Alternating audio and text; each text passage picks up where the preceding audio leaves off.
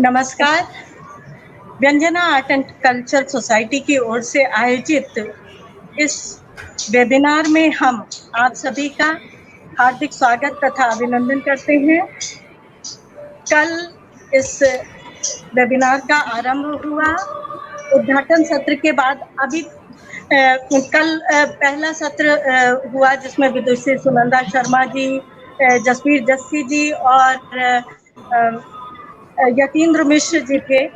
और आज जो पहला सत्र हुआ वो तकनीकी सेशन था, वो पैनल डिस्कशन के रूप में हुआ और लोक लयों पर चर्चा हुई, तो जिसमें पंडित विजय शंकर मिश्र जी और वेणु वनिता जी तथा डॉक्टर इंदु शर्मा जी थी। अब ये तृतीय टेक्निकल सेशन है और इस सत्र में हमारे देश के जाने माने कला और संस्कृति से जुड़े हुए लोग उपस्थित हैं। मैं आप सभी का बहुत बहुत स्वागत करती हूँ। हमारे समक्ष उपस्थित हैं डॉक्टर आनंद वर्धन शुक्ल जी, जो कि पूर्व आईजी हैं और NCJCC के पूर्व निदेशक भी हैं और कला और संस्कृति में बहुत गहरी पकड़ रखते हैं, बहुत लगाव है उनका शास्त्रीय और लोक संगीत के साथ। आपने अपने कार्यकाल में बहुत ही काम किया है। अभी आप लोग सुनेंगे, बहुत अच्छे लेखक और बहुत अच्छे वक्ता हैं। पुलिस विभाग में रहते हुए इतना सारा कैसे कर लिया ये सर बताएंगे, मगर मैं तो बिल्कुल आपकी बहुत प्रशंसक हूँ, बहुत बड़ी प्रशंसक हूँ।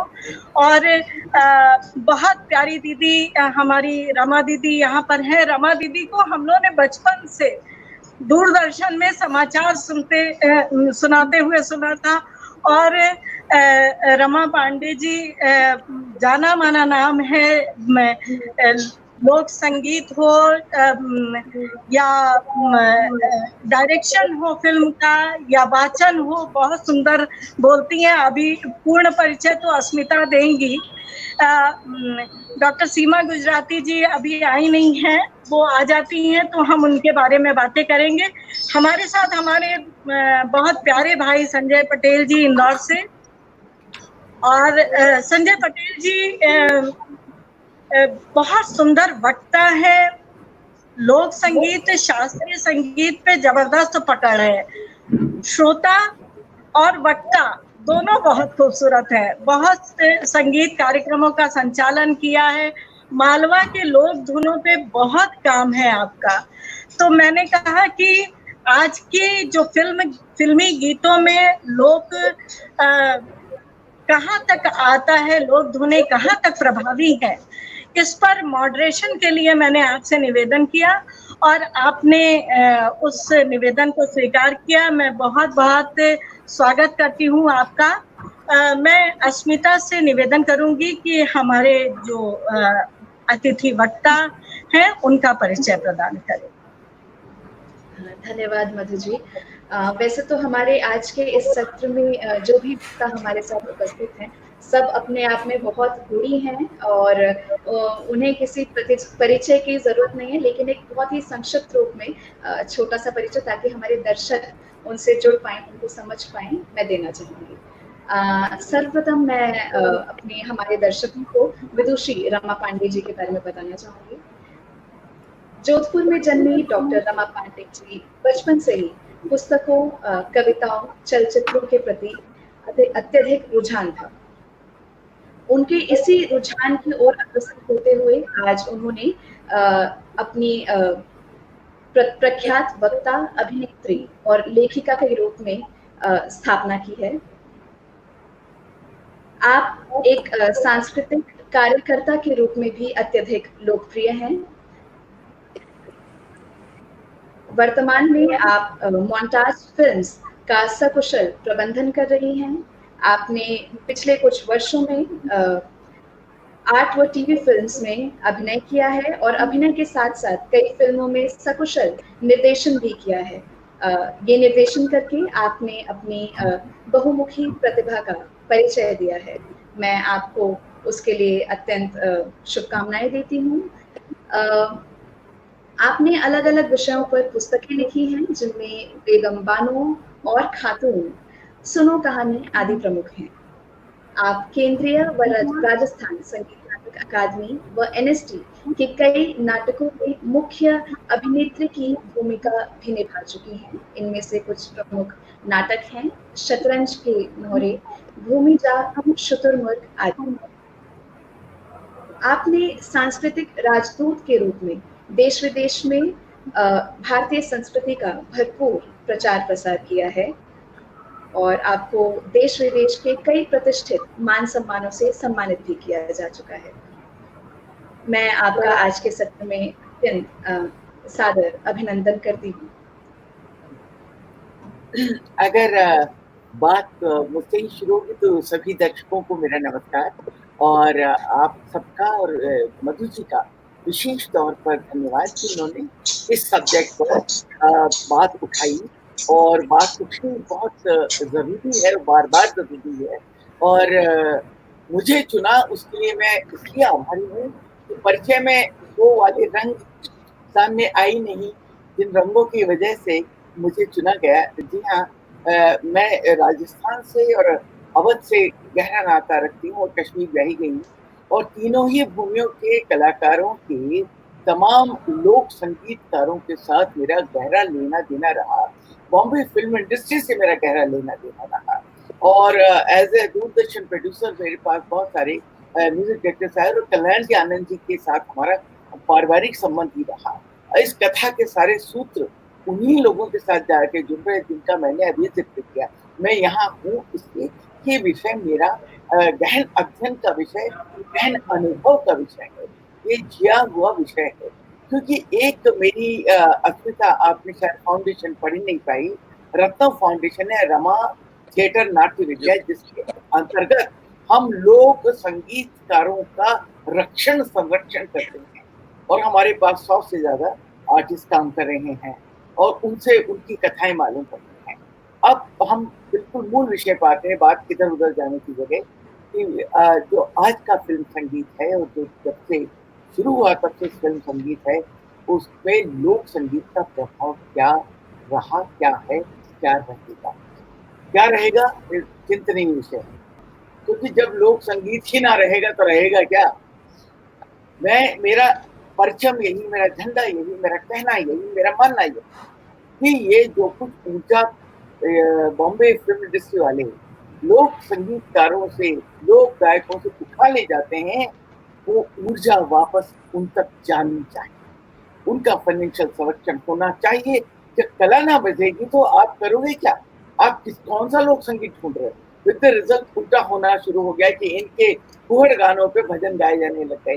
अब तो उल्टा सेशन शुरू हो रहा है। अब मैं आपको शुरू करती हूँ उस आदमी से बात जिसका नाम है नौशाद और जिसको सब मानते हैं कि साहब एक बहुत बड़े संगीत की विधा का एक स्कूल उन्होंने खोला। वो खुद मेरे इंटरव्यू में आए दूरदर्शन में जब मैं प्रोड्यूसर थी। उन्होंने जो मुझसे कहा, मैं आपको फ्रॉम हॉर्सेस माउथ बोल रही हूँ। नौशाद जी ने मुझसे कहा, रमा सबसे ज्यादा मेरे दिल के पास अगर कोई लोग सुने हैं तो वो राजस्थान, वो मेरे दिल को अपील करती है, उसके बाद मुझे यूपी अपील करता है। अब आपको ये भी देखना होगा कि जब हम समग्र उसकी बात कर रहे हैं लोक संगीत की, तो उसमें बहुत बाद में दक्षिण आया है और नॉर्थ ईस्ट तो अभी तक आया ही नहीं जैसे उसको आना चाहिए। रहा कहाँ मामला, शुरुआती दिनों से पंजाब रहा, लाहौर से शुरू हुई फिल्में कलकत्ता से, तो उनमें पंजाब के लोग भी ज्यादा प्रभावी रहे और बाद के सालों में राजस्थान। तो एक गीत का उन्होंने उदाहरण दिया, बीच बीच हम गीत गुनगुनाते चलेंगे तो हमारे सुनने वाले जानेंगे कि कहाँ से क्या जाता है। इनका एक फिल्म अमर का गीत है नौशाद साहब का। उन्होंने मुझे कहा, छाए घटा जिया घबराए, पीहू पीहू बोले पपिया, पपिया गाए रे, आई जी सावन की ऋतु ओरी सखी। अब ये गाना राजस्थान में बाकायदा विरह में गाया जाता है। गाना क्या है? उन्होंने सिर्फ उसकी लय तेज करी। गाना यूं का यूं है हिंदी अनुवाद उसका होता है। गाना क्या है? तो रसिया जी माने कुण बिल माया, कहू रसिया जी माने कुण बिल माया, तो काई मिजाज करो रसिया, आई रे सावन की ऋतु ओरी सखी। यूं कयूं लय में अनुवाद करके आ गया। गाने वालों को क्या गया ईश्वर जानता, शून्य, एक महाशून्य। गीत कहाँ गया? तो लोकगीतों का कोई लिखने वाला तो होता नहीं, ये तो तहकी लफ्ज में आप पर आते हैं। इसी तरह हाल के दिनों मैं इला और उनकी बहन तो आप तो जानते हैं कि वो लोकगीतों में है ही है, होना इनको भी चाहिए था, वो अपने में व्यस्त रहती। तो लेकिन एक हाल के दिनों में मेरे हाथ से मेरे कलाकारों के गीत गए, और उसमें कि वो निमुड़ा निमुड़ा निमुड़ा, ये गाना हमारे यहाँ का यों का यों उठाया गया और उस में इन्होंने इस्तेमाल किया, और उन मांगनियार लंगों को उसकी कोई रॉयल्टी नहीं जाती, उनके पास उसका कोई कुछ भी देय नहीं जाता, लेकिन गीत गया। इसी तरह इनके जो है अपना इलाका अपना गीत मोरनी उड़े रे गुलाल, कहियो न मंगेरे, खुद श्रीदेवी जी और इलाका गाया हुआ गीत वो हमारे हाथों में न मोरियो आछो बोले रे डलती रात में, ये हमारे झारसाई गाना है जयपुर का। अच्छा, आपको पता है कि खुद राजस्थान में 5 तरह की डायलेक्ट्स हैं, झारसाई, मेवाती, मारवाड़ी, उसमें मारवाड़ी सबसे ज्यादा आया। अवध के बहुत सारे गाने, और जो गाने मतलब हमारी अम्मा के जमाने, अम्मा को आंखों में आंसू आ जाते थे गाते गाते, लखनऊ इलाहाबाद से अम्मा रही तो बोले कि ये हमरा वाला गाना, तो उनका वाला गाने जो वो भी वैसे के वैसे उठाए गए। उन गानों में जो मधुरता थी, जो गेयता थी, गेयता कहते हैं जो उनमें गाए जाने का रस था, उसको ये अछूता नहीं छोड़ पाए, क्योंकि जो टिकट लेता है उसकी औकात शुरू 2 रुपए से लेकर आज 100 रुपए तक सिर्फ आम आदमी की रही, और आम आदमी ये भाषा पहचानता है। इसलिए लोकगीतों का प्रभाव तो रहेगा संगीत पर, फिल्म के संगीत पे रहना पड़ेगा ही, लेकिन मेरी चिंता इस बात की है कि लोकमानस ही खत्म अगर हो जाएगा, और अगर लोक ही नहीं रहेगा, लोकगीत इस समय बुला बुला के सारेगामा में बुला बुला के सत्यानाश किया हमारे उन बच्चों का। आई एम सॉरी टू से, बट मैं अपनी सारी जिंदगी में बेबाक बात कहने के लिए जानी जाती रही हूँ, और वो ये कि अगर मेरे मांगे निहार का बच्चा आता है गाता, उसकी तो आवाज शुरू से, भाई जो भी उस्ताद होगा तो शुरू से उनको बाकायदा क्लासिकल अंदाज जो हमारे राजस्थानी लोगों के, तो आवाज उठा के गाते हैं। अब उनसे आप कहते हो जी पॉइंट स्टेज 2 में आप ये फिल्मी गाना गाइए, और 3 में आप कोशिश कीजिए उनकी गाने। ऐसी ऐसी गजलें मैंने सुनी। राजस्थान की कमजोरी, वो श को सा बोलते हैं, सा को श बोलते हैं। उर्दू की ऐसी की तैसी की, गजलों की ऐसी की तैसी की, बच्चों से जबरदस्ती हो गवाया, बच्चे बम्बई जाकर के दिमाग उनके खराब हो गए। एक बच्चा लौट करके जैसलमेर ना आया, एक बच्चा लौट के बाड़मेर नहीं आया, तो बच्चे गए कहाँ? बहुत बड़े कलाकार हो गए? नहीं, वो लोक संगीत मर गया। अब वो वहां बम्बई में सेठों के यहाँ मारवाड़ी गाने गाते घूम रहे और अपनी जीविका निभा रहे। सवाल प्रश्न ये हुआ है कि प्रभाव है तो लोक भी बचाना होगा, अगर प्रभाव तो रखना ही होगा क्योंकि मधुरता है। लेकिन मैं चूंकि विरासत में काम कर रही हूँ, आपने देखा मेरे 1500 के करीब हेरिटेज फिल्में बनाई, उसमें मैंने संगीत को बहुत महत्व दिया है। मेरा मानना यह है कि लोक संगीत के बगैर कोई फिल्मी संगीत नहीं। फिल्मी संगीत तो वैसे भी खिचड़ी है।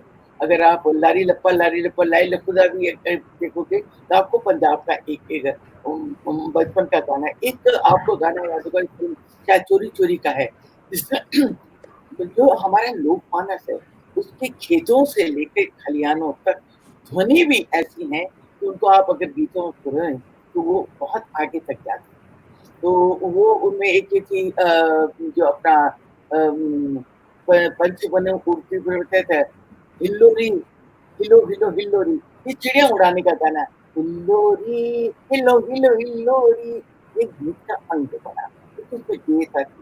मैं कल्याण सिंह आनंद जी के साथ बहुत जुड़ी रही सालों साल। दिल्ली जी के साथ भी मैंने लेखन किया था, सिंडिकेटेड था।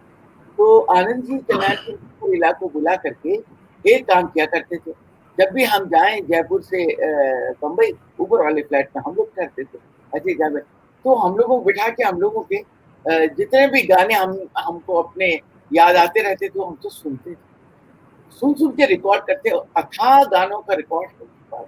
और बाद के सालों में 4-5 गाने वही आए जो हमने गाए। उसमें एक ये था, धुनकिया मांगे रे रुई की धुनाई, धुनकिया मांगे रे रुई की धुनाई, तू रुपया ले जा रे रुई की धुनाई, ये खोटो खोटो खोटो, ये ना ले तू नन्ही को दे जा रे रुई की धुनाई। कहने का मकसद ये कि जहाँ चटक बात आई, जहाँ ढोलक की थाप आई, तो लोगों ने उसको दिखा दिया। पर हम लोगों के तो रिश्ते ऐसे थे नहीं। बाद में इलाको ब्रेक कल्याणी भाई ने ही दिया। वो हम यहाँ शिकायतों को पुलिंदा लेके नहीं बैठे, नहीं कहती हूँ कि हाँ हर लोग गीत गाने वाला जरूर इन तमाम म्यूजिक डायरेक्टर्स को कुछ ना कुछ देके ही आता है। उनकी धुन हो, उनके शब्द हो या कुछ हो, और बदले में उन तक वो नहीं जाता जिससे ये बचाया जा सके। सिर्फ 2 ऐसे म्यूजिक डायरेक्टर हुए हैं जो कलाकारों को पूरा खमियाजा देते हैं और जिन्होंने प्रयोग धर्मा रहे। उसमें एक AR रहमान, दूसरा पंचंदा, जो ध्वनियों के साथ प्रयोग भी करते। अब संगीत को आगे भी तो जाना है, सिर्फ लोक संगीत तक ही नहीं रह जाना है, या लोक संगीत को भी सिर्फ फिल्म संगीत में रहना ही। वो जो प्रयोग धर्मिता थी वो खत्म हुई। एक जो मैं जिस संगीत की चर्चा कर रही हूँ वो संगीत अनहद नाद है, वो यहाँ से निकलता है, वो ब्रह्म नाद है, वो अंदर से निकलता है, जिसको गाने का मन आपको रात, हमारे अलगोजे की आवाज आती है रातों को। राजस्थान में धोरे धोरे अपने रेत के टीवी होते हैं, उनमें से वो अलगोजा बजा रहे होते हैं, तो धुन के हजारों गाने। इसी तरह जिन दिनों हमारे यहाँ होली होती है, उन दिनों होली के 1 महीने पहले से चंग बजना शुरू हो जाता, दूर से रात पर चंगरो धमीड़ो से, चंगरो धमीड़ो मैं तो पनघट जाता ही सुनियो रे, ये भी संगीत आया। अरे रोटी करूँ भूल गई मैं, गला रे कि चंग बाजे रे। इन सभी बातों को लेकर आज की चर्चा में गुजराती संगीत बहुत आया और समग्रता में आया क्योंकि वो पास था। मराठी संगीत थोड़ा आया, उतना नहीं, क्योंकि इनकी अपनी फिल्में बनने लगी। अब राजस्थान कम्बख्त की प्रॉब्लम ये है कि उसकी अपनी फिल्में ना के बराबर बनती।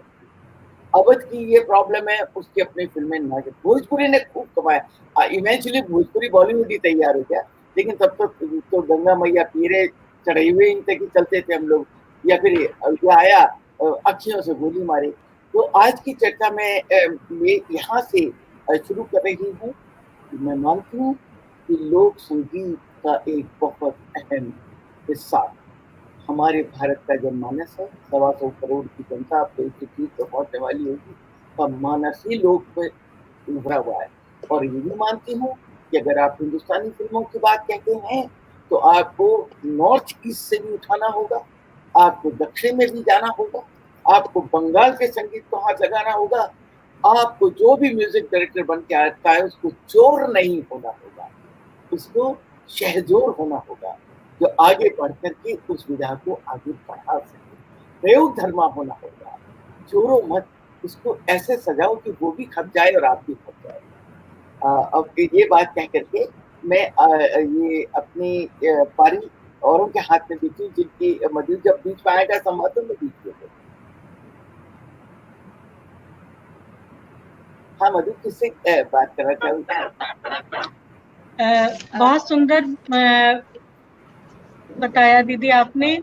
मैं अस्मिता से कहूंगी कि क्योंकि ये जो संवाद है उसके मॉडरेटर संजय पटेल जी हैं, तो उनके हाथ में कमान जाने से पहले ही वो स्थानांतरित हो गए।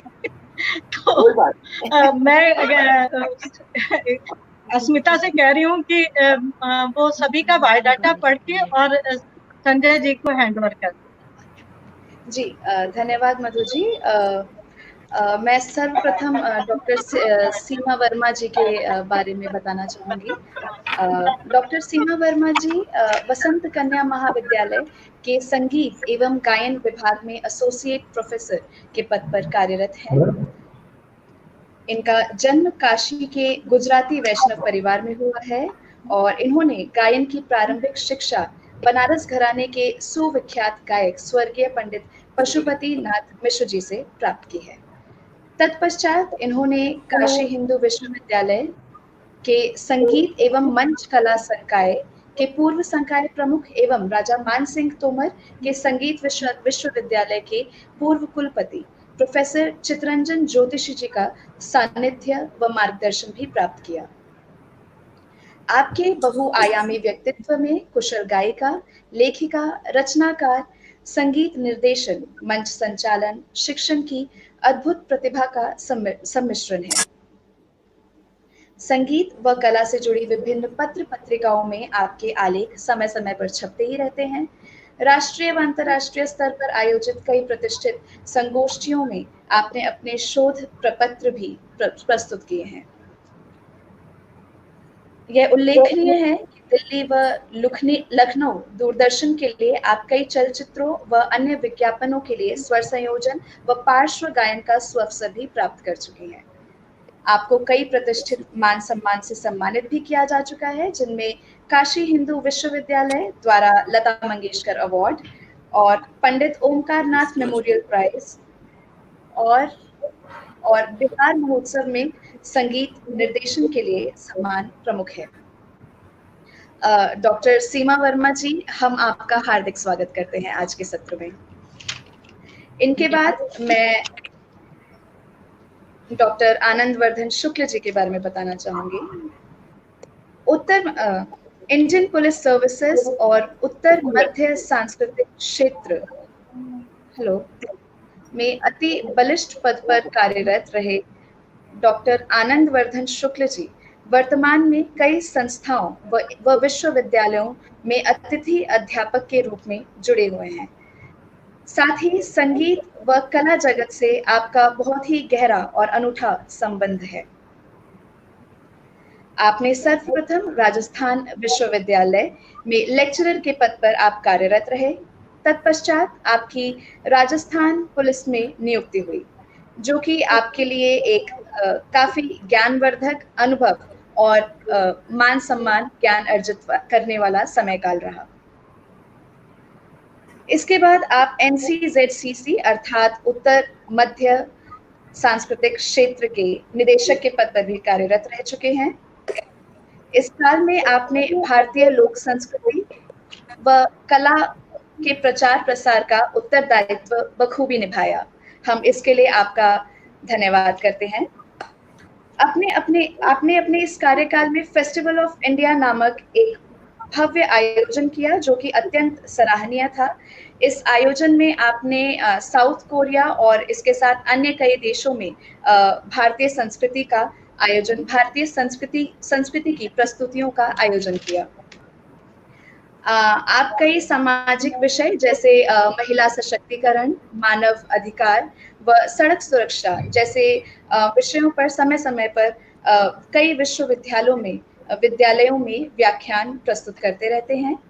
आपको सन 2004 में पूर्व राष्ट्रपति late doctor APJ Abdul Kalam द्वारा निपुणता से कार्य करने के लिए इंडियन पुलिस मेडल से भी सम्मानित किया जा चुका है। हम आपका इस सत्र में सादर अभिनंदन करते हैं और इसके साथ मैं डॉक्टर संजय पटेल जी के बारे में बताना चाहूँगी। सन 1988 से 2008 मुझे निपुणता से कार्य करने के लिए Indian police medal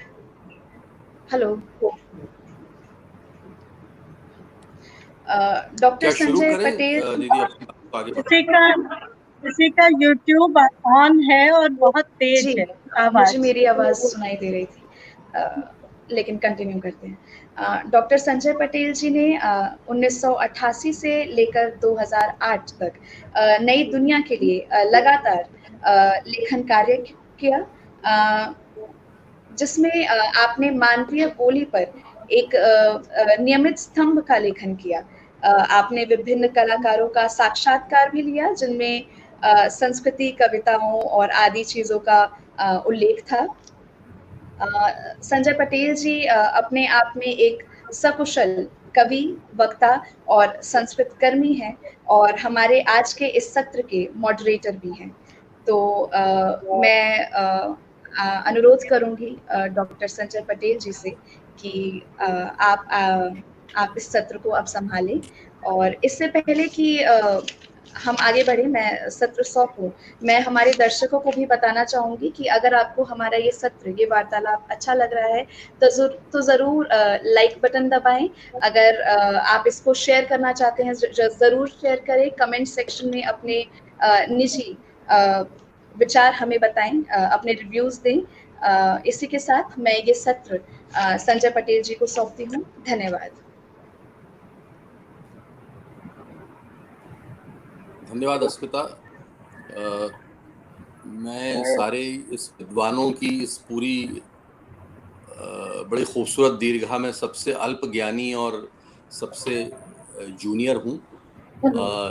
Rama ji ने जिस तरह से इसकी एक पूर्व पीठिका रख दी है और यही हमें इंदौर, इलाहाबाद, जगह जगह पर जहाँ हम हैं वहाँ बैठे बैठे राजस्थान की मरुभूमि की सैर उन्होंने, एक मानस यात्रा उन्होंने जिस तरह से लोक संगीत की हमें करवा दी, तो हम सबसे पहले तो उनके प्रति अपना अनुग्रह प्रकट करते हैं। और आनंद जी और सीमा बहन हमारे साथ जुड़ गई हैं।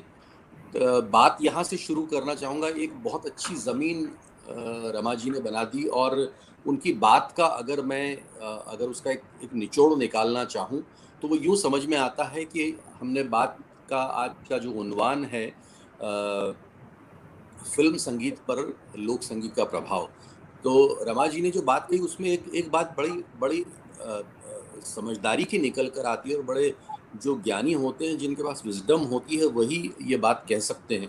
और जिन्होंने वाकई लोक संगीत को नज़दीक से देखा हो, वही ऐसे प्रवक्ता ही, रमा जी जैसे प्रवक्ता ही इस दर्द को समझ भी सकते हैं और कह भी सकते हैं कि जब कभी फिल्म इंडस्ट्री को कहीं किसी चीज़ को इनकैश करना होता है तब उन्हें लोक रंग की याद आ जाती है। जब कभी उन्हें किसी निबूड़ा की ज़रूरत होती है तो राजस्थान की तरफ देखते हैं, जब कभी उन्हें जुल्फ़ें उड़ाने की ज़रूरत होती है तो पंजाब की तरफ देख लेते हैं, जब कभी उन्हें दिलबरा की ज़रूरत होती है तो वो कश्मीर की तरफ देख लेते हैं। यानी एक फिलर के रूप में लोक संगीत को उन्होंने माना। जबकि ईमानदारी की बात यह कि लोक गंध से ही मनुष्य का प्रादुर्भाव, ही मनुष्यता का प्रादुर्भाव लोक जीवन से हुआ, सौंधी सौंधी खुशबू से हुआ है। चाहे वो लांगा हो, चाहे वो लावणी हो, चाहे वो पंजाब का लोक संगीत हो, चाहे वो कजरी हो, चैती हो, हमारे तो कई गुरुजनों ने बहुत गुणी जो शास्त्रीय संगीत के जानकार रहे, पंडित ओंकारनाथ ठाकुर से लेकर कुमार गंधर्व तक, इन लोगों ने कहा है। कुमार जी ने तो मालवा की लोक धुनों पर बड़ा काम किया है, तो उन्होंने तो इस बात को स्वीकारा है कि असली जो संगीत का लोक देवता जो है वो लोक संगीत ही है। उसकी प्राण प्रतिष्ठा जो है वो लोक संगीत से ही हुई है। अगर कोई भी स्वर्ग जागता है, खेतों में जाता हुआ कोई किसान गुनगुनाता हुआ जा रहा है, तो समझ लीजिए कि लोक संगीत की उपज वहाँ से होती है और वही फिर एक धुन का आकार लेकर। पर दुर्भाग्य की बात है, श्रद्धेय डॉक्टर आनंद शुक्ला जी हैं, आनंद वर्धन शुक्ला जी हैं। मज़े की बात यह है कि उत्तर मध्य क्षेत्र सांस्कृतिक केंद्र जैसी महत्वपूर्ण संस्थान से उनका जुड़ाव रहा है। राजस्थान में वो रहे हैं और विदेशों में जाकर भारत के उत्सवों की भी रहनुमाई डॉक्टर शुक्ला साहब ने की है। मैं उनसे सबसे पहले जानना चाहूँगा सर कि जब अलग अलग खित्तों में, अलग अलग इलाकों में, अलग अलग मंचों पर, अलग अलग अनुष्ठानों में आप जब लोक संगीत के प्रतिनिधि बनकर, भारत के लोक संगीत के प्रतिनिधि बनकर जब आप गए हैं, तो वहाँ पर किस तरह का अनुराग और किस तरह की उदासीनता आपने देखी, और लोक संगीत की जो स्थिति है दरअसल वो क्या है? वहाँ से थोड़ा अगर आप उसका एक उसकी पूर्व पीठिका रख देंगे तो वहाँ से हम इसको आगे बढ़ें। डॉक्टर शुक्ला साहब। नमस्कार पटेल साहब, रमा दीदी प्रणाम, सीमा जी और आयोजिका मधु जी सबको नमस्कार। मैं आपकी बात से ही शुरू करना चाहता हूँ, लेकिन थोड़ा सा पृष्ठभूमि में बता दूं। रमा जी हमारी विश्वविद्यालय की साथी हैं, वो तो नहीं जानती, लेकिन हम तो पांडे सिस्टर्स को बहुत अच्छे से जानते हैं। इला जी हमारे साथ थिएटर कर चुकी हैं भानु भारती जी के साथ। तो हम राजस्थान विश्वविद्यालय में पढ़े, लेकिन रहने वाले बनारस के हैं। तो चूंकि राजस्थान की आपने बात की, तो मैं एकदम सीधे पूरे उत्तर प्रदेश की बात करूंगा। फिर मैं बताऊंगा कि कुवैत में फेस्टिवल ऑफ इंडिया कराते समय ऐसा ही अनुभव हुआ जैसा कि पटेल साहब कह रहे हैं। देखिए, जब से सवाक फिल्में बननी शुरू हुई हिंदी में, शायद आला मारा थी 1931 या 32 की फिल्म, तभी से लोक का प्रयोग किया गया। संगीत की परिकल्पना रमा जी लोक के बिना संभव ही नहीं है। क्यों? धरती गाती है। अनहद में मधु जी ने भी एक बार मुझे मौका दिया था लिखने का, तो मैं यही कहना चाहता हूं कि हमारा बच्चा जब पैदा होता है, उसके जब संस्कार होते हैं, 16 संस्कार होते हैं, उनके सारे गीतों को आप उठा के देख लीजिए, कहीं ना कहीं से आप देखोगे कि चित्रगुप्त जी ने अपने सभी गानों में कहीं ना कहीं से जोड़ा है, शैलेंद्र जी ने जोड़ा है। अब आप देखिए ना कि तीसरी कसम के सारे गाने लोकगीतों पर ही आधारित है। 1963-64 में सुनील दत्त जी ने एक बड़ी फेमस फिल्म बनाई थी, मुझे जीने दो। तो बड़ा अच्छा सा संस्मरण ये इलाहाबाद से ही मुझे मिला कि एक गाना था उसमें, नदी नारे न जाओ शाम पैया परूं। अब ये गुलाब बाई जो नौटंकी वाली कंपनी है, गुलाब बाई का लिखा हुआ गीत था, लेकिन उसको किसी ने सम्मान नहीं दिया, उसको मान्यता नहीं दी, और वो मामला कोर्ट तक चला गया। बड़े गाजी खान बेचारे गांव में बैठे गा रहे हैं, लेकिन निमुड़ा उनका लिखा हुआ है। अभी बनारस का देख लें, एक फिल्म आई थी 8-10 साल पहले या 6 साल पहले, लागा चुनरी में दाग, रानी मुखर्जी थी उस फिल्म में, और बनारस के ऊपर ही बनाई गई। बनारस के कोठे से उठाया गीत, बिल्कुल पक्का बता रहा हूं आपको मैं, ऊंची पिया की अटरिया मिलन कैसे होएगा, कच्ची कलियां मत तोड़ो मालन देगी गालियां, वहां से उठा के पेस्ट किया, पूरे वर्डिंग वहीं से ले लिए। अब आप वहां चले जाइए, ददरिया जो हमारा छत्तीसगढ़ का लोकगीत है, ये क्या है, सास गाली देवे ननद समझा देवे ससुराल गेंदा फूल, ये छत्तीसगढ़ का हमारा ददरिया सॉन्ग है। यूं क्यों उठा के पेस्ट कर दिया? एक नहीं, सैकड़ों था। लेकिन ऐसे गीतकार संगीतकार थे जैसे शैलेंद्र जी थे, लाली लाली डोलिया में लाली रे दुल्हन, तीसरी कसम को उठा लीजिए, पान खाए सैया हमारो, चलत मुसाफिर मोह लिया रे पिंजरे वाली चिड़िया, सारे के सारे फोक से ही उठे हैं। आज भी जो गाने उठा रहे हैं हम, आज भी, चाहे वो इंजन की सीटी में मारो बम डो, अब कहां से यार, जोधपुर से मारवाड़ से उठाया आपने। तो कम से कम मेरा निवेदन वही है जो इनका रमा जी का दर्द है कि कम से कम उनको मान्यता तो दो।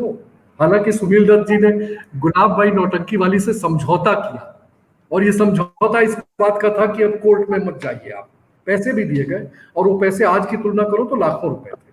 बहरहाल आगे हम इस बात को बढ़ाते रहेंगे, चाहे लावणी ले लें, पंजाबी ले लें, आप नौशाद साहब को ले लें, जैसा कि आप सही बता रही, साहिर साहब को ले लें, सब के सब जो, जब इनको, चाहे अनु मलिक को ले लें आप, जो रात के संगीतकार हैं, रात को मिक्सिंग होती है उनकी, बैठ के इधर से उधर, लेकिन ठीक है, चलिए कोई बात नहीं, वहां भी वो लोग लोक को उठाने की कोशिश करते हैं।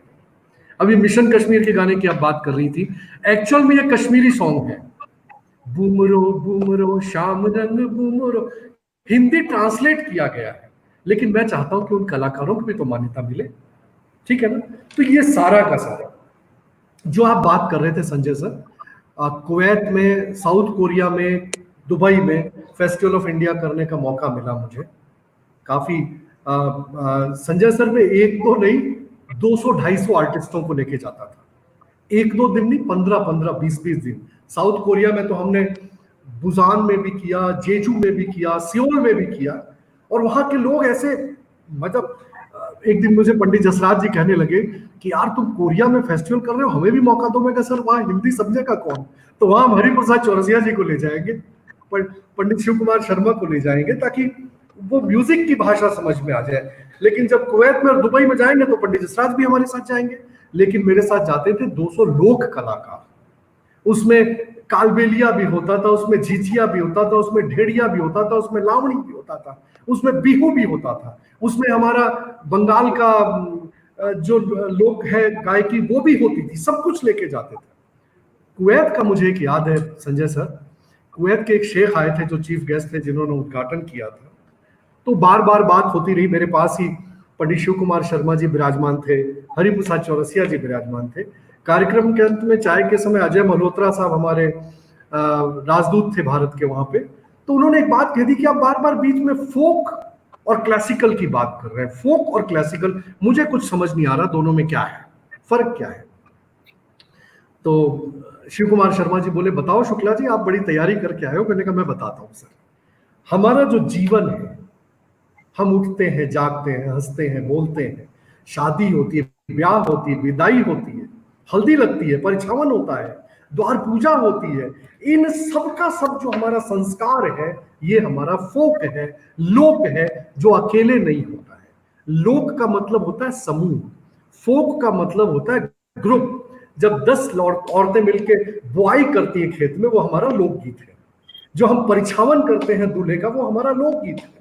ये हमारा बेस है। अब गोटी पुआ को ले लीजिए, उड़ीसा में छोटे छोटे बच्चे जो महिला के रूप में नृत्य करते हैं, आधार उनका भी गीत गोविंद है, वो रघुराजपुर में क्रिएट हो रहा है, ठीक है, आधार गीत गोविंद है। लेकिन जब वो गीत गोविंद परिष्कृत हो जाता है और केलुचरण जी महापात्र के पास चला जाता है, वो परिमार्जित रूप जो हमारी बरसों की धरोहर है, वो शास्त्रीय है, लेकिन आधार उसका वही है। अब कथक कहां से बना? कहानी कहने से ही बना। लेकिन कहानी में क्या हुआ? हम राधा कृष्ण की कहानी को ले आए, हम दुर्गा की कहानी को ले आए, महिषासुर मर्दिनी को ले आए। अब आप चले जाइए बंगाल में, पुरलिया का छऊ क्या है?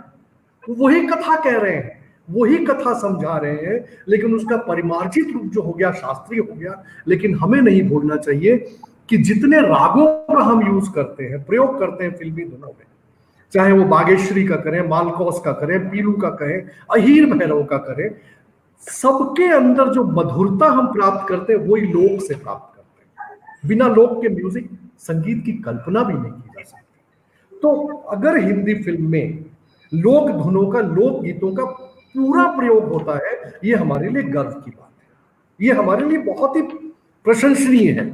लेकिन वो दर्द अभी भी है कि वो हमारा गांव में जो बैठा बूढ़ा कलाकार है, जो पेपे खान है, उसका भी नाम आना चाहिए, उसका भी कंट्रीब्यूशन होना चाहिए, गुलाब बाई का भी होना चाहिए, जो लाले लाले, मतलब जो कुछ कह रही है वो।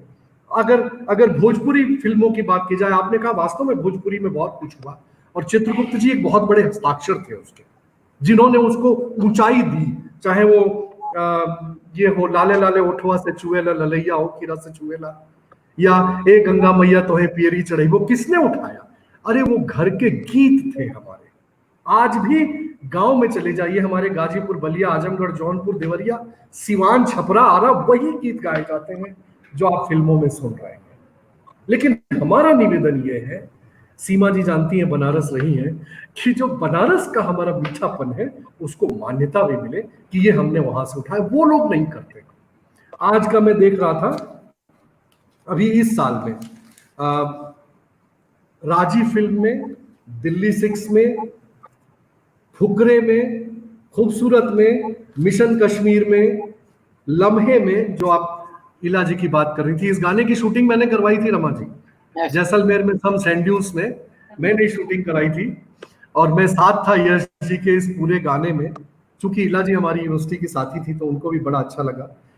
तो ये सारी लोक धुनों को उपयोग करें, लेकिन हमारा निवेदन है कि उस लोक को मान्यता भी, उस लोक का सम्मान भी करें। वह सम्मान अभी भी अनुपस्थित है। तो ये हमारा निवेदन है।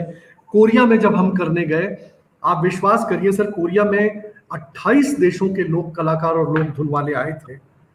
बेस्ट जो अवार्ड मिला संजय सर, वो इंडिया को, हमारा सर्वश्रेष्ठ संगीत बताया गया।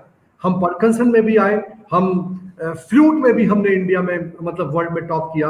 मास्क वाले डांस में वर्ल्ड में नंबर 1 पुरलिया छऊ को अवार्ड मिला सर। तो जहां भी हम गए, भारतीय संस्कृति, भारतीय सभ्यता और भारतीय संगीत का झंडा फहरा के आए, भारतीय लोक का झंडा फहरा के आए। ऐसा नहीं है कि हरिप्रसाद चौरसिया जी ने कम वाही वाही, बहुत वाही वाही लूटी, लेकिन गांव का एक कलाकार, जब वो हमारी पंडवानी गाने वाली, हमारी गुलाबो जब कालबेलिया डांस करने वाली, ये लोग जब भवई वाले हमारे कलाकार, लावणी वाले हमारे कलाकार जब जब सम्मान पाते हैं, तो हमारा सीना गर्व से चौड़ा हो जाता है कि हमारे गांव की वैल्यू है। जब मैं मिनिस्ट्री ऑफ कल्चर में था, तो मैंने मेरे कल्चर सेक्रेटरी थे जवाहर सरकार से, उनसे आप विश्वास कीजिए पहली मीटिंग में लड़ाई की कि सर मेरे लोक कलाकारों को स्लीपर क्लास में बिना किसी फैसिलिटी के आने को 250 रुपए उनको देते हैं आप, और एक क्लासिकल कलाकार अगर 10 लाख मांगता है तो देने को तैयार हो जाते हैं। वो भी कला का उतना ही पूजा करने वाला व्यक्ति है जितना कि वो है। तो जवाहर सरकार ने कमेटी बनाई, मुझे उसमें डाला और इसको रिवाइज करो। तब से हुआ कि लोक कलाकारों को एसी क्लास का टिकट दिया जाएगा, लोक कलाकारों को 1200 रुपए पर डे कम से कम दिया जाएगा, उनको उनका आने जाने का दिन भी काउंट किया जाएगा, जो जर्नी पीरियड है वो भी काउंट किया जाएगा। और मुझे खुशी थी कि जब मैं 3 साल बाद छोड़ के आया लोक संस्कृति विभाग को, तो मैंने इस लायक बना दिया मेरे लोक कलाकारों को। मुझे याद है कि गुलाबों का पद्मश्री की फाइल मैंने बना करके भेजी थी, तो ये हुआ कि अरे लोक कलाकार, मैं कहा क्यों नहीं, आज इतने सारे लोक कलाकारों को पद्मश्री मिली है, उसकी शुरुआत मैंने कराई रमा जी। कोई नाम नहीं लेता था इन लोगों का, और आज हमारी गुलाबो पद्मश्री है। वो तीजन बाई को पहले मिल गया। मैं इसमें सिर्फ 1-2 लाइनें बीच में, संजय जी अगर इजाजत देंगे तो, नहीं तो फिर अभी हमको इनको सीमा जी को भी सुनना है। मैं सिर्फ 1-2 लाइन बीच में कहें कि गुलाबों को बिल्कुल सड़कों पे बाकायदा जो भीख मांग के नाचते हैं कालबेलिया, वो गुलाबो उसमें थी। उसको सामने लाया ही मेरी यंगेस्ट सिस्टर तृप्ति पांडे ने, जिसको वो आज तक मानती है कि तृप्ति जी ने मुझे आगे लाया। तो अगर no doubt, तो मैं बात कुछ और कहने चाह रही हूँ कि ये जो आपने बात कही कि कोरिया वाले हमें मानते हैं, हमारे लोग, ये जो हम हैं, ये सिर्फ इंस्टीट्यूशन में है। मैं जमीनी बात कह रही हूँ कि आप, बहुत अच्छा हुआ आनंद कि आपने इतना काम किया, मैं तहे दिल से आपकी शुक्रगुजार हूँ, लेकिन मैं जमीनी तौर पे चाहती हूँ इनको इनका नाम मिलना चाहिए, इनको इनका काम मिलना चाहिए, इनको इनका दाम मिलना चाहिए। तो नाम काम दाम लोक संगीतकारों को जब तक नहीं दोगे, लोक गायकों को, लोक वादकों को नहीं दोगे, लोक कला खत्म हो रही है। दिस इज माई अनुभव, क्या हुआ अनुभूत सत्य है जो मैं सामने रख रही हूँ। अब बात को सीमा जी से आगे बढ़ाते हैं, फिर अपन इसको फिर उठाएंगे। संजय जी से एक अनुरोध है कि अपन जब लोक संगीत के प्रभाव की बात कहते हैं ना, तो उसमें अपन शब्दावलियों की बात भी करें, गीत लिखने वालों की बात भी करें, और नृत्य की भी बात करें, तब वो टोटल संगीत का प्रभाव माना जाएगा। अब आप सीमा जी को। डॉक्टर शुक्ला साहब, आपने अपने अनुभवों और अपने इल्म के जरिए एक रिट्रोस्पेक्टिव पूरा हमारे सामने पेश किया कि लोक संगीत की स्थितियां क्या है, लोक कलाकारों की स्थिति क्या है, और उनके उन्नयन के लिए दरअसल शासकीय स्तर पर किस तरह का काम होना चाहिए, उसकी तरफ भी आपने इशारा किया। डॉक्टर सीमा गुजराती वर्मा हमारे बीच में हैं। उनके तारुफ में ये बात कही गई कि उनका ताल्लुक क्लासिकल मौसीकी से भी है, और वो प्रवक्ता भी हैं, शिक्षाविद भी हैं, गायिका भी हैं, प्रस्तुता भी हैं। तो उनसे ये सुनना मुझे लगता है बहुत रोचक होगा, क्योंकि उत्तर प्रदेश राजस्थान की नुमाइंदगी तो हो गई, कुछ गुजरात के हवाले से कुछ बात हो जाए, क्योंकि हम एक पूरी सांस्कृतिक सरजमीन की बात कर रहे हैं, तो पूरा एक दृश्य बन जाएगा। वैसे रमा जी ने शुरू में कल्याण जी भाई, आनंद जी भाई का जिक्र किया था, तो मुझे वही उनकी बात सुनते सुनते मैं बड़ी खामोशी से सुन रहा था। तो मैं सीमा गुजराती जी से यही मैं एड्रेस करते हुए कहूँगा कि मैं तो भूल चली बाबुल का देश, ये भी गुजरात से आया था और ये भी लोक संगीत ही था, और न जाने कितनी धुनें जो हैं वो प्रयुक्त हुई हैं। अगर उसकी एक तवील फहरिस्त हम बनाएंगे तो उसमें वक्त अननेसेसरली ज़ाया होगा, क्योंकि ये सारी चीज़ें आजकल लोग गूगल बाबा की कृपा से प्राप्त कर लेते हैं। तो बेहतर होगा कि कुछ ऐसे अनछुए पहलू जिनसे ये मालूम पड़े कि चूंकि रमा जी एक कला नेत्री के रूप में एड्रेस करती रही हैं, शुक्ला साहब जो हैं वो ऑर्गेनाइजर के रूप में है आप, मैं चाहता हूँ एक परफॉर्मिंग आर्टिस्ट का दर्द क्या होता है लोक संगीत को लेकर, उसकी क्या विवशता है, उसकी क्या परेशानियां होती है और क्यों हमारा लोक संगीत उसकी जो प्रतिष्ठा होना चाहिए वो नहीं हो पाया है।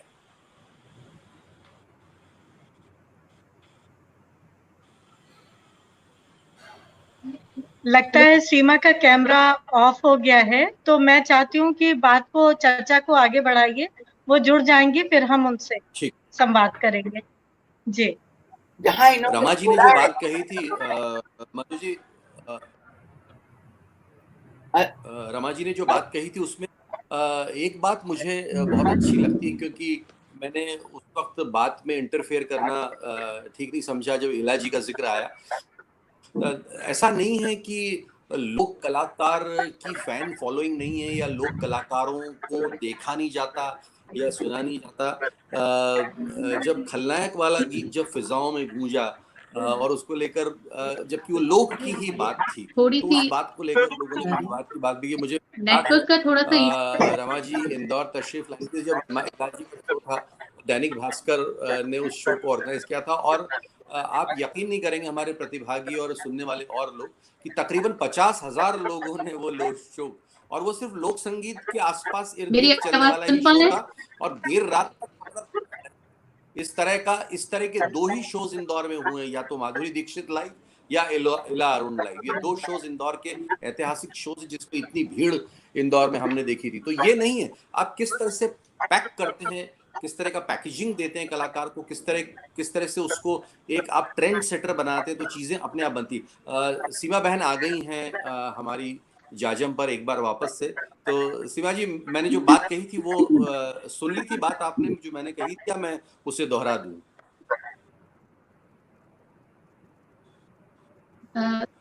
थोड़ी सी मैंने सुनी, मैं तो भूल चली, बारिश तक मेरी बात आई है।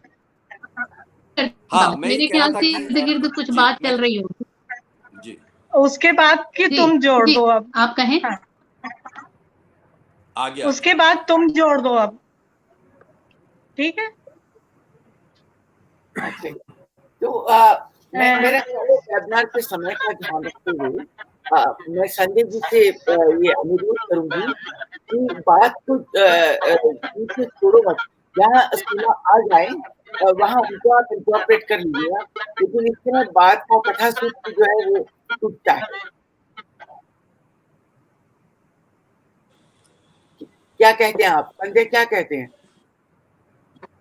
मैं कहती हूँ कि बात चलती मैं रहे। सुन नहीं पाया आपने जो कहा, बात चलती रहना चाहिए। जी हाँ, तो मैं यही कह रहा था कि किस तरह का पैकेजिंग आप लोक संगीत को करते हैं, किस तरह से बात को देखिए। कितने कलाकार हमने अगर थोड़ा सा देखें, थोड़ा सा मोड़ कर देखें, तो कितने कलाकार हमने लोक संगीत की सरजमीन से उनको स्टार बना दिया। हमने गुरदास मान को हमने लोक संगीत का बड़ा कला, पैरेलल टू फिल्म इंडस्ट्री वाले कलाकार हमने दलेर मेहंदी को हमने देखा। सुखविंदर सिंह भी जो है वो बाद में पार्श्व गायक बने, वो भी लोक संगीत वाले थे। इलाजी को हमने देखा ही देखा है।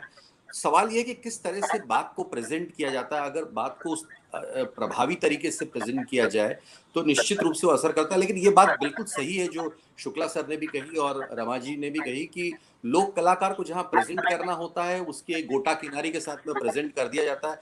जहां पर उसकी आर्थिक स्थिति की और जहां उसके स्टेटस की बात होती है वहां पर से ऑर्गेनाइजर पीछे हट जाते हैं और फिर लोक कलाकार फिर वही अपने टापरे में, अपने वही गांव में, वही अपनी लोक परिवहन की बसों से जाकर अपना गुजारा करते हुए जाते हैं। और जब फिर कोई शासकीय कोई लोकोत्सव होता है तो समितियां उनको याद करती हैं और फिर उनकी सुध-बुध ली जाती है। तो मुझे लगता है कि लोक कलाकार और लोक संगीत स्थिति जब तक उसको अच्छे पेट्रन्स नहीं मिलेंगे तब तक लोक संगीत आगे बढ़ने वाला है। यहीं से बात पकड़ूंगी संजय आपकी, इस सेक्टर में क्या आपने बात की। मैं अपने लिए नहीं कहती कि मैं क्या, मेरी मोहब्बत क्या।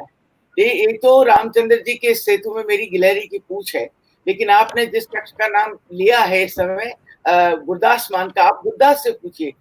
उसने उससे पहले कभी कैमरा नहीं देखा था। मैं टेलीविजन में प्रोड्यूसर थी। The very first time anybody recorded Gurdas मान, it's me। और वो हजारों की महफिल में ये बात कहता है कि मैं तो जानता ही नहीं था कि कैमरा क्यों होता। मैंने रमा जी ने दिखाया। प्रश्न रमा जी जैसी एक बूंद का नहीं है, प्रश्न हजारों उन मेघों का है जो आच्छादित हैं बॉम्बे में। प्रश्न ये है कि हाँ, सबकी इच्छा होती है, हर कलाकार की इच्छा होती है ताली बजाने, ऐसे कोई कलाकार की नहीं होती। तो अगर आपने किसी लोक विधा का अगर आपने उपयोग किया है, आप उसका नाम अपने टाइटलिंग में देते क्यों डरते हो? क्यों कहते हो कि मैंने बनाया? तुमने नहीं बनाया। एक गाना था, आज तो जुन्नरी रात में, इनके फोरफादर्स ने शब्द जुन्नरी नहीं सुना होगा। ये आज तो जुन्नरी रात में, सच बोलती हूँ मैं, बेबाक बोलती हूँ, इसलिए बात कहीं बुरी लगे तो क्षमा चाहे, पर ये कॉन्फिडेंस भी अनुभव ने दिया। तो ये अपने आनंद जी भी देख रहे होंगे, जुन्नरी शब्द बाकायदा एक लोक बेल्ट का शब्द है चांदनी के लिए, जुन्नरी रात। अब आपने शब्द जुन्नरी एक लोकगीत की 2 लाइनें चुराई, खुदा के वास्ते, ईश्वर के वास्ते, यीशु के वास्ते, शायद मेरी आवाज नहीं मिल पा रही। किस बेल्ट से आपने ये लिया? उनको उनका पैसा नहीं देते हो, नाम नहीं देते हो, ये क्या बात है? ये तो बात कोई बात ही नहीं। अच्छा, अपने से ये इतना कोई अनु मलिक को बहुत ही नीचे पा जाएगा। आप उनके पिता इतना मलिक साहब इतना कुछ कर गए थे। पहले वाले पुराने गीतकारों में आपने बहुत प्यार से चैलेंज का नाम लिया, ये गीतकारों पे आती है। जब गीतों की निकाल हुआ तो चैलेंज के आदमी थे, उन्होंने बाकायदा हर जगह बिहार की खुशी को फैलाया। जो जमीन से उगा है उसमें जमीन की घास को मैच से लेके जाएगा। इसी तरह प्रदीप ने बहुत कुछ जिन गीतों को आप याद करोगे, इसी तरह हमारे वहाँ के जोधपुर के पास उनसे आप सुनेगा। लेकिन बाद के सालों में पंजाब से आए हुए बहुत सारे लोग, उन्होंने मधुर लिखना शुरू किया, जैसे आनंद बख्शी जल्दी में लिखना शुरू किया। तो मेरे सामने बनते थी। मैंने आपको बता, 2 महीना हम लोग आनंद जी कल्याण जी के स्टूडियो में, आज भी वो जो बिल्डिंग है वहाँ, उसमें ए ब्लॉक कौन सा फ्लैट अभी म्यूजियम की तरह, वहाँ धुनें बनती जाती थी कचौड़ी के भाव से, और राइटर आते थे समोसे के भाव से, तो वो भी वहीं बैठे बैठे लिखते थे, ये बन के धुन। तो इतने मधुर मधुर गीत जो है। तो एक मैं इंस्टेंट आपके साथ शेयर करना चाहती हूँ, क्योंकि सुनने वालों की मजा है कि बैठने वाले सब काम करके आए हुए, जैसे आनंद, जैसे आपको भास्कर की वो नदी याद रही, आपको सलाम, वो हमारा बहुत बड़ा काम था। तो ये एक बड़ा वो है गाना, ठेके पान बनारस वाला। अब बनारस वाले बड़े खुश हैं वो ठेके पान बनाए। इस गाने के पीछे इतना दर्द भरा हुआ है, मेरे जिंदगी का as a screen writer career वापस हो गया। ये गाना मुझे दिया गया था लिखने के लिए, दूसरे दिन शूटिंग थी, रातों रात उन्होंने ये बनाई। अब एक लाइन मैंने लिख दी, खई के पान बनारस वाला, उस खुले बंद अकल का ताला, आनंद बख्शी जी ने लिखी। मैंने क्यों नहीं लिख पाई? एक तो उस समय कंवारी थी, शादी नहीं हुई थी, बहनों के साथ रहते थे, इतना अलाउड नहीं था कि रात को भी चले जाओ जाके लिख आओ। इतनी बारिश हुई इस दिन, मतलब बारिश से तो आप मुझे नफरत हो गई, इतनी बारिश हुई कि I could not go from Mulund to Peddar Road. और वो गाना वो दिन के वक्त आनंद बख्शी जी ने लिखा। बाद में हम और कल्याण जी, अभी आनंद जी ईश्वर की दया से जिंदा हैं, बख्शी नहीं जिंदा पर आनंद जी भाई जिंदा हैं। तो हम हंसते हैं कि मैं, वो कहते थे कल्याण जी भाई मजाकिया थे कि रमा का आभारी हूँ कि उसने ये गाना नहीं लिख के इस गाने को पॉपुलर कर दिया।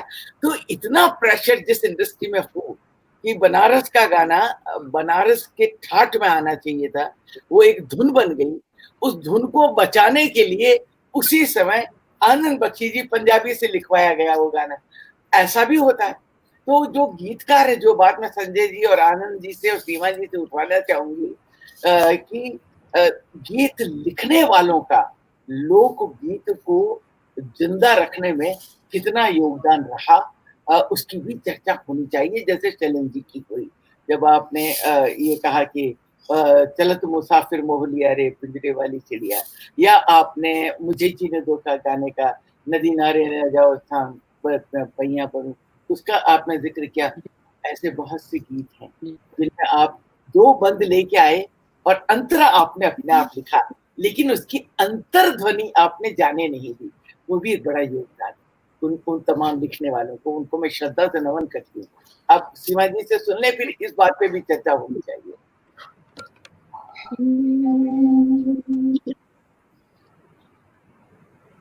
કાચી માટીનું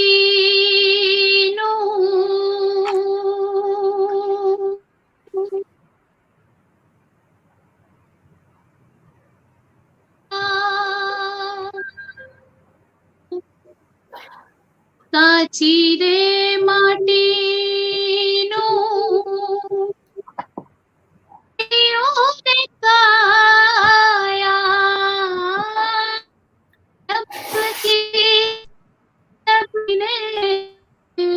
બુજાવાનું રે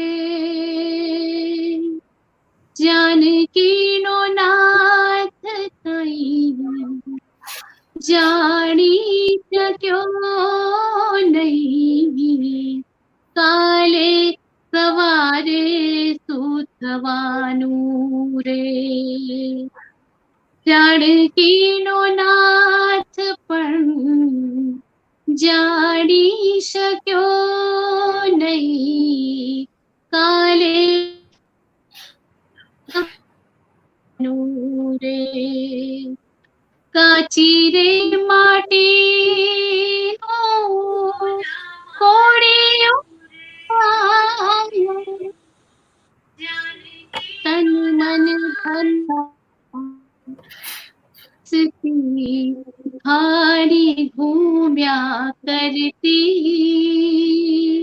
તન મન ધનના સલલ પીસતી ઘાણી ઘૂમ્યા કરતી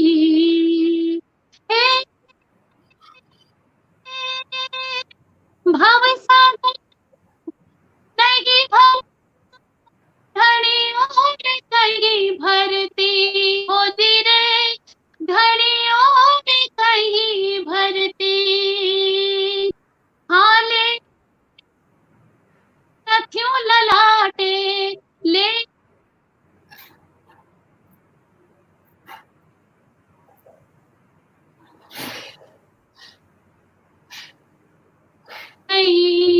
રેવાનું રે જાણે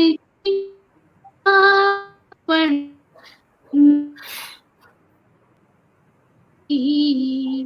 કાલે સવારે શું થવાનું રે કાચી રે માટીનું કોળિયું જબકી ને બુજાવાનું રે બુજાવાનું રે बुझवानू रे। सभी को पहले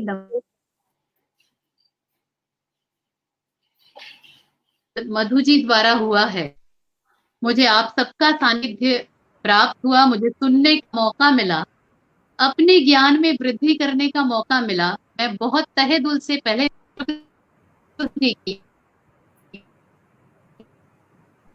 कि मैं कुछ भी बोल सकूं।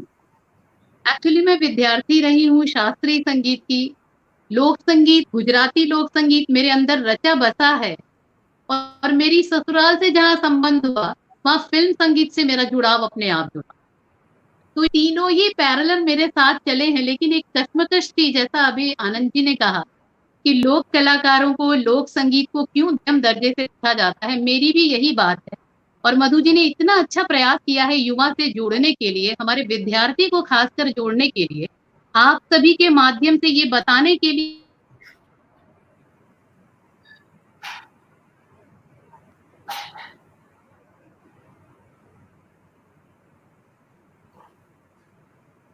का संबंध भौगोलिक परिस्थितियों से होता है, इसीलिए प्राकृतिक संपदा सांस्कृतिक निर्माण में हमेशा सहायक हुई है। शब्दकोश में नित नए शब्द जोड़ती है, निश्चल भावना से तन के तंबूरे पर मन के तार जोड़ती है। इसीलिए नदी को माँ कहती है और चंदा को माँ, हम सब जानते हैं। इसीलिए लोग, हमारी संस्कृति का मात्र उधर ही है, लोग प्रेरणा है, लोग हम में से सभी लोग के ऋणी हैं, क्योंकि जीवन, तन, भाषा, संस्कार, अनुशासन, पाठ सभी के बारे में हमने लोक की पाठशाला से ही चीजों को ग्रहण किया है। इसलिए हम लोक के ऋणी हैं और लोक मानव जीवन का वह अभिन्न अंग है जो शास्त्रीयता से, पांडित्य चेतना से, अहंकार से सबसे शून्य।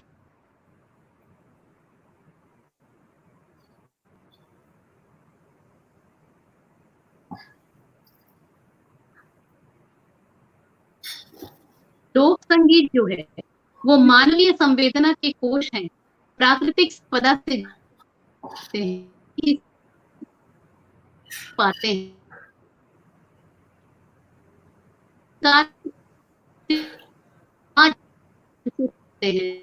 प्रारूप को परंपरा पीढ़ी दर पीढ़ी आगे हस्तांतरित करती है और भारत की राज्य की लोक संस्कृति के रूप में विश्व में अपनी पहचान बनाती है। ये है लोक। जहां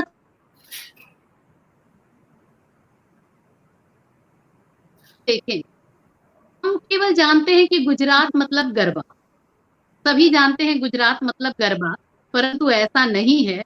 इस औद्योगिक दौड़ में अग्रसर इस राज्य की राजनीतिक, आर्थिक, ऐतिहासिक सभी संस्कृतियों की झांकी हमारे सभी लोकगीत के फॉर्म में मिलती है। और जैसा कि सबको पता है, हमारा गुजराती संगीत नरसिंह मेहता और बैजू बावरा के संगीत से मैं देखती हूँ ज्यादा प्रभावित है।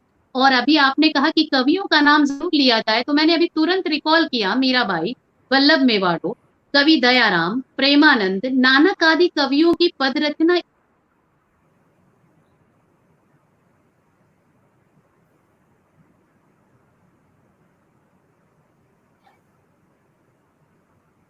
लोक संगीत की झांकी यूं ही मिलती है जैसे गरबा, रास, डांडिया रास, पधार, डंगी, टिप्पणी, डायरो, लोकवर्त और अभी आपने कहा भवई, लग्न गीत, पटाना और आख्यान, ये सभी लोक संगीत प्रकार हैं जो गुजरात के अंदर चलते हैं, लेकिन बाहर आकर के चूंकि एक आकर्षक शैली नृत्य के रूप में दिखाई देती है।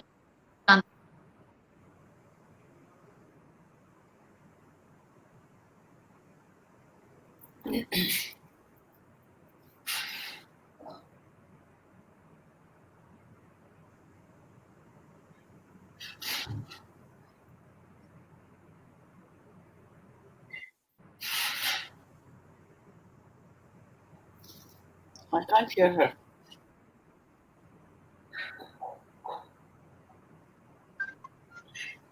सीमा जी का लगता है नेट काम नहीं कर रहा है। संजय भाई, आप शुक्ला सर के साथ बातें पुराने समय में कहाँ से गुजराती संस्कृति प्रभावित हुई फिल्मी गीतों पर, फिल्मी गीत कहाँ से जुड़े, जैसा कि आपने कहा, तो गरबा तो एक ताली, दो ताली और तीन ताली का द्योतक है। चूंकि यहाँ विद्यार्थी जुड़े हैं तो मैं जरूर बताऊंगी कि गरबा पूरी तरीके से आध्यात्मिक और कलात्मक संस्कृति को दिखता है।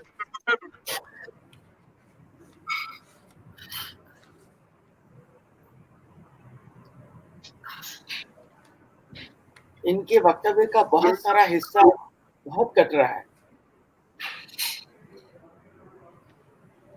तीसरी ताली शिव रूपी ज्ञान तत्व फल, इसीलिए ताली की आवाज से एक तेज निर्मित होता है और खूब तेज अम्बा का, बहुचरा माँ का हम आवाहन करते हैं, उसी को गरबे का नाम देखते हैं।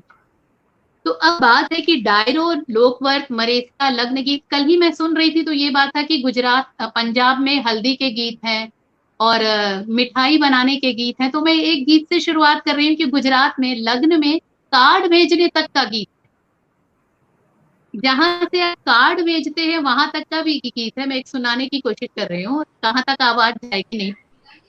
बहुचरा माँ का हम आवाहन करते हैं, उसी को गरबे का नाम देखते हैं। तो अब बात है कि कंको छाटी कंकोतरी मोखली, हे मालकीरा श्रीनाथ जी नाम, कंकोतरी मोखली, कंको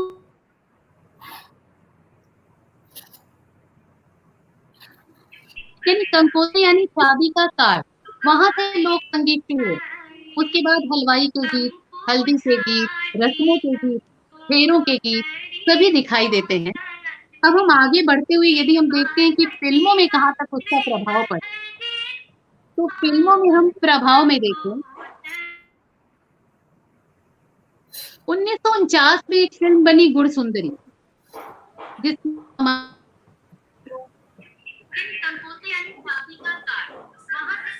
इसको बनाया और में पुनः एक फिल्म बनी मंगल के, जिसमें गीता दत्त जी ने एक गुजराती सॉन्ग गाया, वो भी मैं गा के सुना रही हूँ। ताड़ियों ना ताड़ी ताड़ियों गर्भभूमि गाए रे पूनम नीरा तुझी पूनम नीरा पूनम नीरा तुझी पूनम नीरा आसमानी आसमानी लहर पूनम नीरा तुझी पूनम नीरा पूनम नीरा पूनम नीरा। वो दौर था, गीता दत्त जी ने गुजराती यही शब्द के साथ में मंगल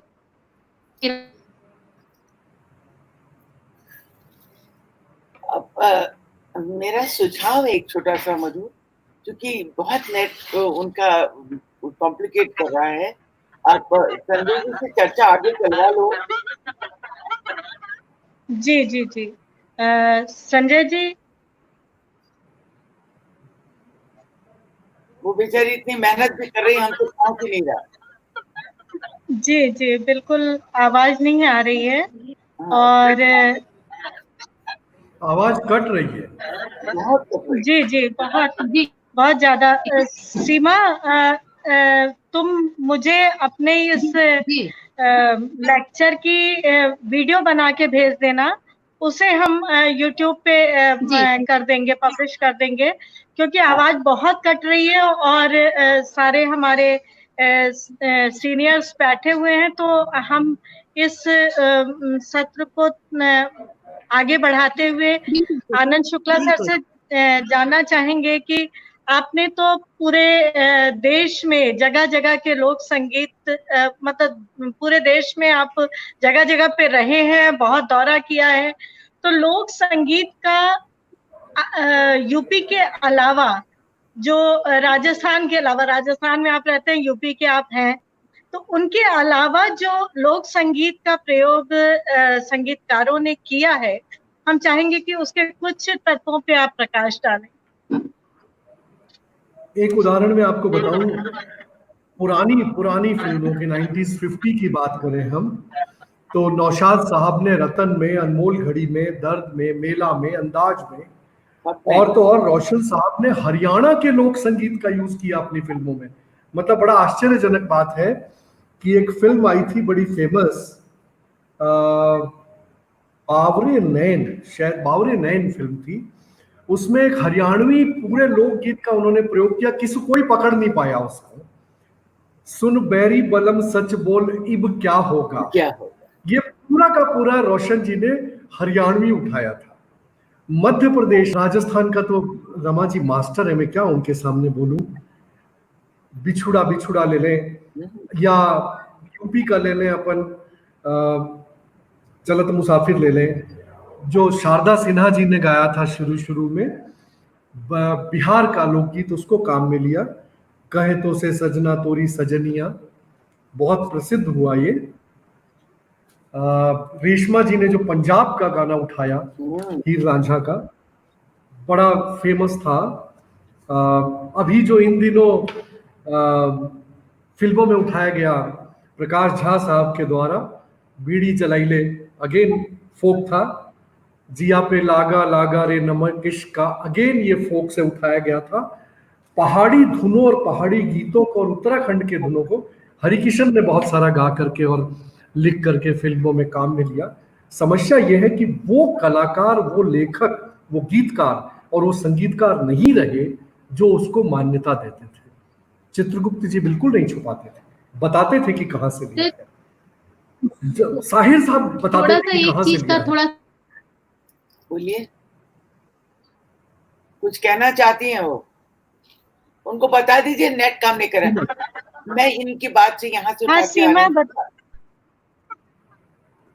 उन्हें बता दीजिए। बीड़ी जलाइले वो सीमा आप बताइए क्या? बीड़ी जलाइले फोक नहीं है, वो आइटम सॉन्ग के तरीके से उसको लिया गया है सर। नहीं, लेकिन इसलिए उसकी थोड़ा जो मुझे धुन है लगा, वो और ये folk है। पंजाब में एक चीज थी।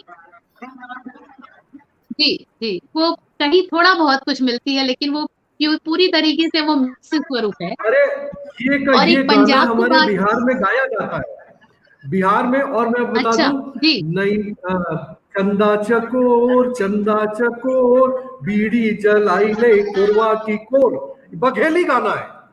और बीड़ी जलाई ले कहाँ से लिया? बघेल से लिया बाघेली। है वो।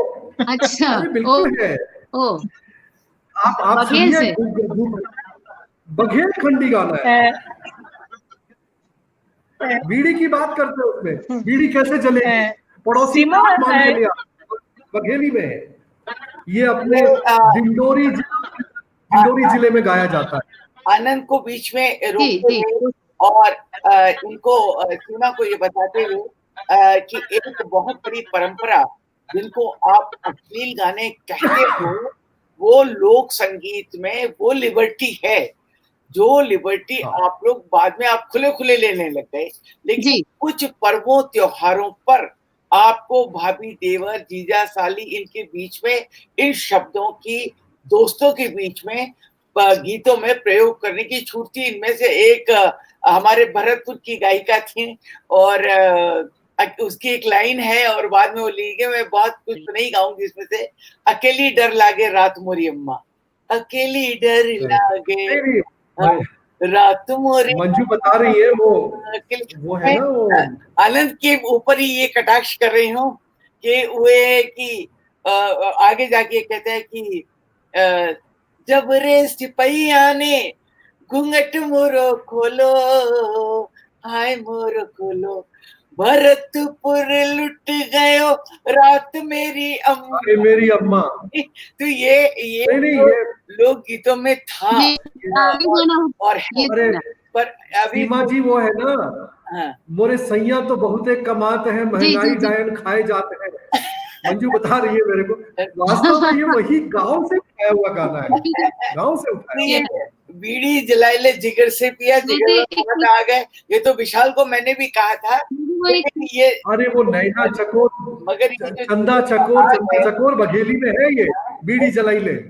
जल सकती है, क्यों नहीं, ऐसे कल एक जाकर जल बीड़ी तो क्या चूल्हे जल सकते हैं। कहने का मकसद ये है कि लोक गीतों में इतना दम है। सीमा, आप बहुत अच्छा गाती है, ईश्वर ने आपको बहुत बढ़िया गला दिया।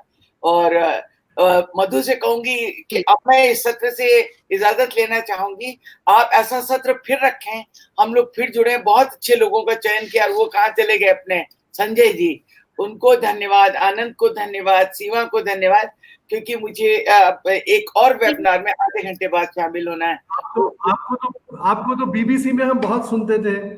अभी आप तो दुनिया में सुनिए, मैं रविवार को मेरा रिफ्लेक्शंस ऑफ माय क्रिएटिविटी एक घंटे का एफबी आता है लाइव, आप लोग वो जरूर देखिए। उसमें मैंने बार बार कहा, I am a film maker, I have made 1500 films.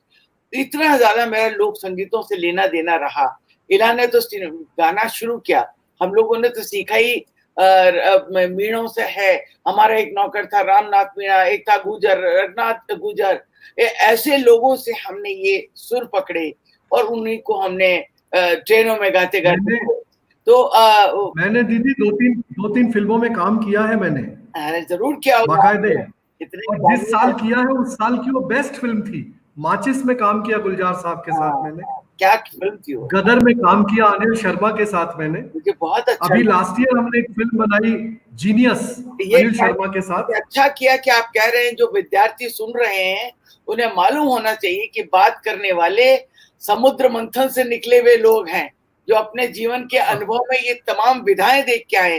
गीत मैंने लिखे, मैंने कहा मैंने इतनी सिंडिकेटेड राइटिंग इंदिवर जी के साथ की, 2-3 पैराग्राफ मैंने उनके लिखे, तो वो सिंडिकेटेड राइटिंग होती थी। पर अब मैं उस पर 1 घंटे का लेक्चर केवल आपके ऊपर दे सकता हूँ रमा जी। हाँ, इतना पढ़ा और देखा मैंने। रखना चाहिए इनको। अब भैया हम रख लेंगे, कोई बात नहीं, वेबिनार है, अब आप मिलते अब आपके बिछड़े अब मिले हो तो अब थोड़ी जाने देंगे। कहने का मकसद ये है, अरे युधिष्ठिर, हाँ। इन विषयों पर बात होनी चाहिए।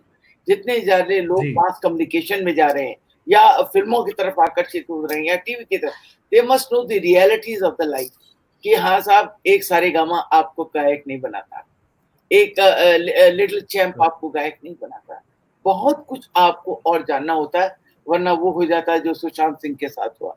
इसलिए आपको ध्यान रखना पड़ता है कहाँ से, दस फॉर एंड नो फर्दर। मैं बहुत प्यार से सभी जो सुन रहे हैं उन तमाम युवाओं को, आप लोग मेरी जान हो, बहुत प्यार से ये सब साझा कर रहे हैं, ताकि अगर हमारे पद से तुमको कहीं, वो एक नीरज की ही लाइन है, आपको समर्पित करती हूँ, आनंद आपको भी, और संजय दिख नहीं रहे, शायद चले गए, कि प्रेम पथ ना सुना हो इसलिए, जिस जगह मैं रुकूं उस जगह तुम चलो, जिस जगह मैं झरूं क्या बात। उस जगह तुम फलो। तुम सबको यही कहती हूँ बहुत बहुत और तुम लोगों से आज्ञा चाहती हूँ।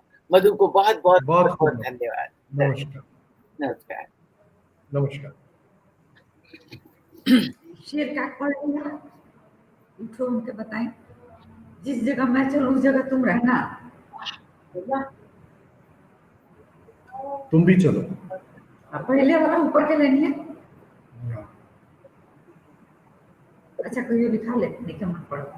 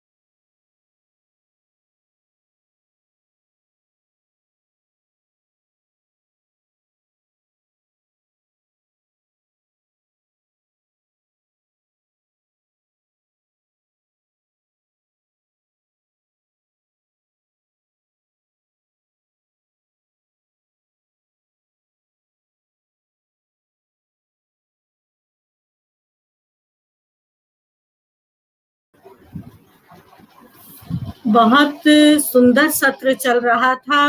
हम लोग गुजरात के संगीत में, लोक धुनों में, मालवा के लोक धुनों में, राजस्थान और उत्तर प्रदेश, हर तरफ के लोक धुनों में खोए हुए थे, किंतु ये तकनीकी माध्यम से हो रहा था, तो तकनीक ने हमें अपनी जगह दिखा दी और पूरी तरह से पूरे भारतवर्ष में जितने भी शहरों से लोग जुड़े हुए थे, सभी का नेटवर्क कनेक्शन बहुत प्रभावित हो गया और सारा कुछ डिस्कनेक्ट हो गया। तो मैं आज के समस्त वक्ताओं को और हमारे मॉडरेटर को, हमारे जो परिचय दे रहे थे,